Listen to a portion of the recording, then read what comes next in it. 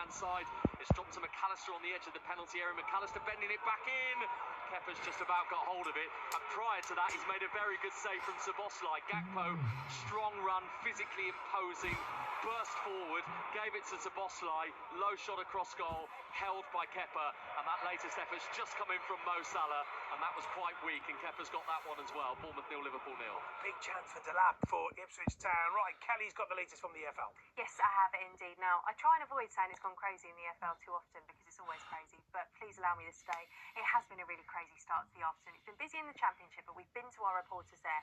So let's focus in a little bit on League One. The game that I picked out pre-match was a battle of two teams chasing the playoffs. Stockport and Leyton Orient both been in brilliant form. It's advantage early on there to Stockport County, 1-0 up with Carl Wootton on target there. 3 straight wins for Stockport before today. Orient 11 unbeaten. That record could be coming to an end. Quite a while for them to do something in that one. Do you remember me saying how good the teams in the League One relegation battle were before today? Well, yeah, kind of ignore all of that because Wrexham scored to put an end to Crawley's good results in midweek after just 62 seconds. What a day it was for Wrexham yesterday, by the way. They signed 2 new strikers. Jay Rodriguez, yes, that Jay Rodriguez that's got over 250 top-flight Premier League appearances. He signed for them yesterday, as did where's my notes gone? Sam Smith, there we go, from fellow League One side Reading, but it's not either of those who have scored there, it's Matty James. Wrexham, by the way, not as good at home, usually only 3 wins from 12. We're going to dive into the Championship very quickly because there has been a goal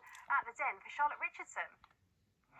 It is now Millwall 2, QPR 1. Kelly, Luke Cunningham scores on his Millwall debut. A great ball from the right-hand side by Tristan Kramer, who crossed earlier on and led to a goal for Millwall. It has again this time, though. The header wasn't taken at the first opportunity by Millwall, but their new signing closing in on goal taps it home to give Millwall the advantage for the second time this afternoon. It's Millwall 2, QPR 1. Jason has just said it sounds like a great game there. What an atmosphere. Never mind off the pitch.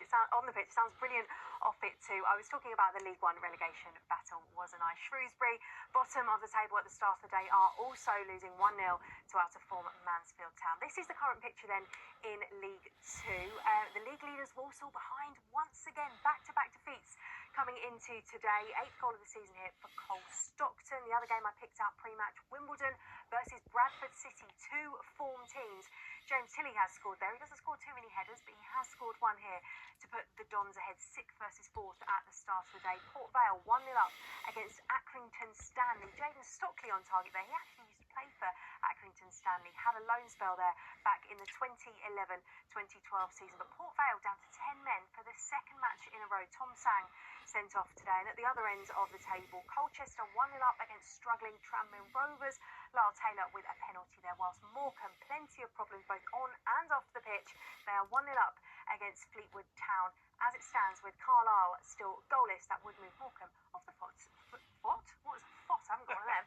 Foot of the league. Right to you, Jason. Thank you very much indeed, Kelly. Right, lots of goals to tell you about. Hibs are 1-0 up against Aberdeen. Nektaros Triantis with a goal, and Venezia, second from bottom in the Serie A table. I've got a goal back against Udinese. Udinese 10th in the table, just a point behind Roma. Let's go to the Vitality. Chris Wise. Well, Liverpool have been awarded a penalty here. This is really quite interesting. The VAR are going to have a look at this. High ball forward. Gakpo's got in behind Lewis Cook, who at the moment is having to play as Bournemouth's right back, obviously normally used as a midfielder. And it appears on first glance at least like Cook has clipped the back of Gakpo's heels and he's gone down. Now, watching the replay of that, really interested to know what the boys think in the studio, because it looks like Gakpo has almost caught his own legs, like one leg has caught the other, he's gone tumbling forward. The question is, well, the first question is, was Gakpo offside? The second aspect of this is, was there just the merest touch, a breeze almost of Lewis Cook to send Gakpo tumbling over?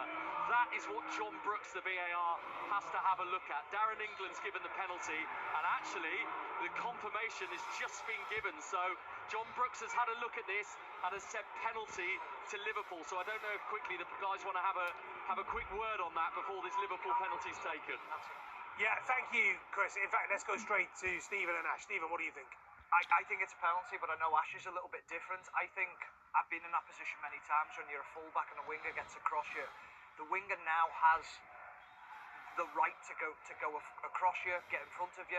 He goes across and Lewis Cook just clips his left ankle of Gakpo, and then it clips his other ankle. And I know what they're saying there, where he's saying he goes across, but there is a touch. Ash, quickly. No, Before we go back? Yeah, no, he's right. Having watched it back, he just touched. I think he touches Gakpo's ankle, which then he collides both of his legs. The right decision. Right, let's go back to Chris Wise of the Vitality. Chris. So, standing over the Liverpool penalty, Mo Salah, the familiar frame, taking 6, 7, 8 strides backwards. He's put both his hands on his hips. Kepa, the on-loan Chelsea goalkeeper, jumping around on the line, just trying to put Mo Salah off, trying to stop Mo Salah, scoring what would be his 20th Premier League goal of this season. Moving up towards the half-hour mark. Salah, couple of deep breaths, runs up, left-footed, beats Kepa. He went the right way, the goalkeeper, but he couldn't get close enough to it. And Mo Salah, for the 5th time in a Premier League season, has scored at least 20 goals. What a phenomenon he is. And Liverpool, as it stands, are going 9 points clear at the top of the Premier League. Bournemouth 0, Liverpool 1, Salah again. Never in doubt. Thank you, Chris. Josh Marsh has put Harrogate Town 1-0 up against Alexandra in League 2. That's the thing, Ash. When you see Salah over the penalty spot now, you just know where it's going to end up. Yeah, but me and Stephen just said he didn't look that confident. Weirdly, he didn't look very happy about taking the penalty. But what a penalty is, he goes to Salah's right, and he just smashes it into the corner. And what a player! We spoke about him at the top of the show. What a player that this league has seen over the years. And now I do think that Liverpool will go on and dominate this game. Yeah, among the Premier League greats. Absolutely, absolutely. I mean, what he's done to be able to do that consistently, and what you also have to take into consideration is that the league's got better year upon year. It's got stronger and stronger, more difficult, Quicker. Exactly, and he's also doing it at an older age now as well. So you're looking at his age, 33 years of age, and he's scoring 20 goals in a season. And people are going, do you give him a contract? Do you not give him a contract? What do you do with him? The guy's phenomenal. You only have to see the condition he's in, but his application every single day. You listen to the guys who talk about him at Liverpool.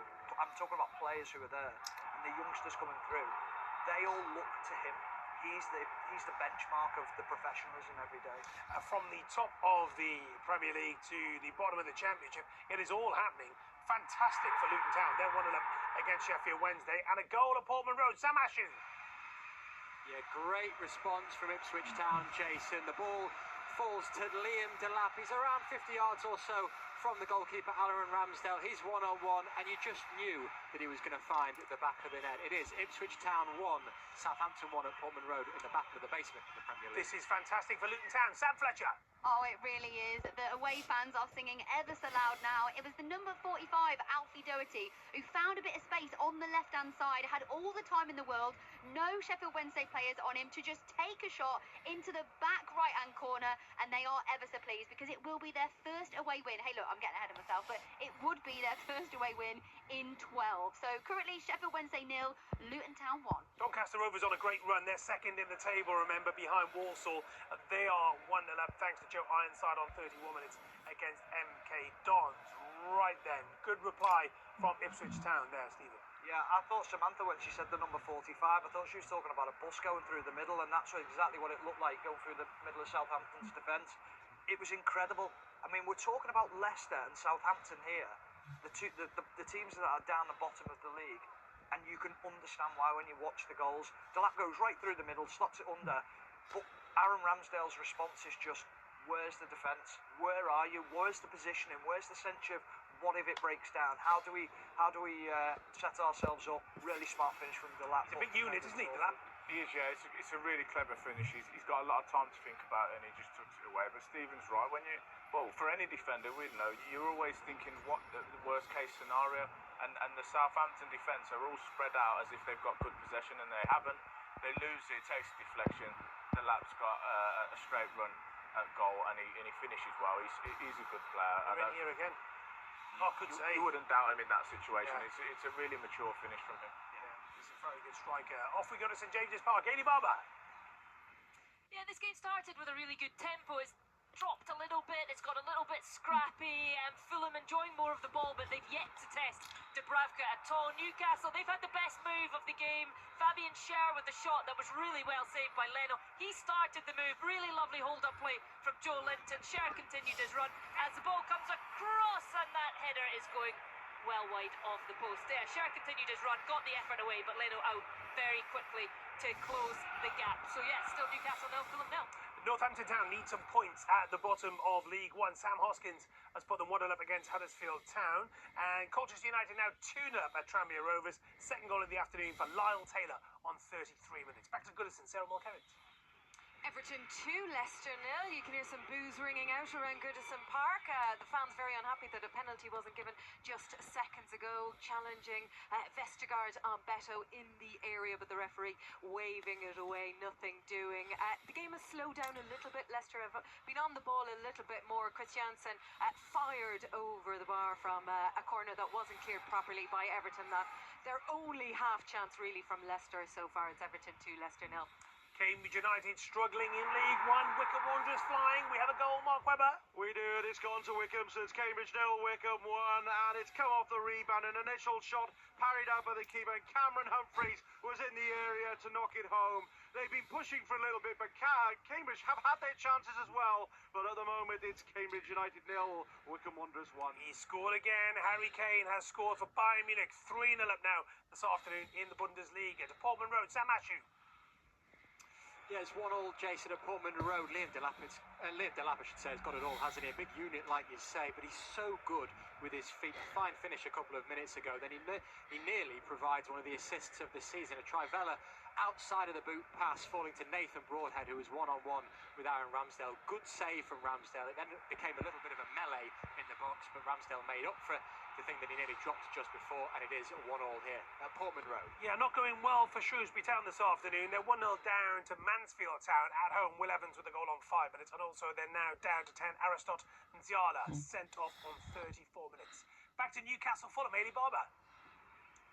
Where Newcastle very nearly took the lead through a vicious strike from Sandro Tonali from about 35 yards. It cannoned back off the crossbar. Dan Burn then caught Calvin Bassey in the face with a high boot. So just been some attention for him, but he's back up on his feet. But that would have ripped the net right off the posts had that hit the top corner and off the bar, and Leno was able to breathe a sigh of relief. Still Newcastle 0, Fulham 0. Disallowed goal at Ellen Road. Betty Cover. Yeah, still